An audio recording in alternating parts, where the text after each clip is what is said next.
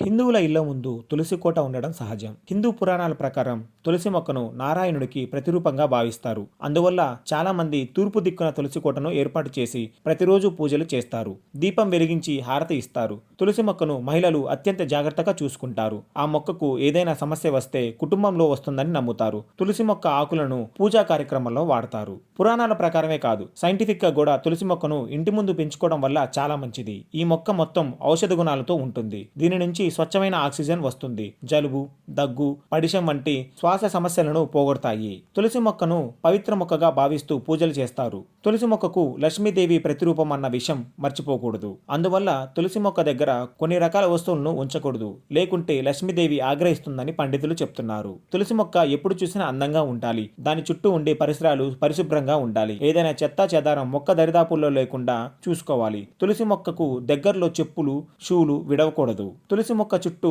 నీరు ఉన్న బకెట్ ఎప్పుడు ఉంచకండి. ఎందుకంటే బకెట్ నుండి నెగిటివ్ ఎనర్జీ వస్తుంది. అది తులసి మొక్కకు చేరి మొత్తం ఇంటికి శాపంలా మారుతుంది. కుటుంబ సభ్యులందరికీ హాని చేస్తుంది అని పండితులు చెప్తున్నారు. అందుకే తులసి మొక్కను పెంచేటప్పుడు తులసి మొక్క దగ్గర జాగ్రత్తలు వహించాలి.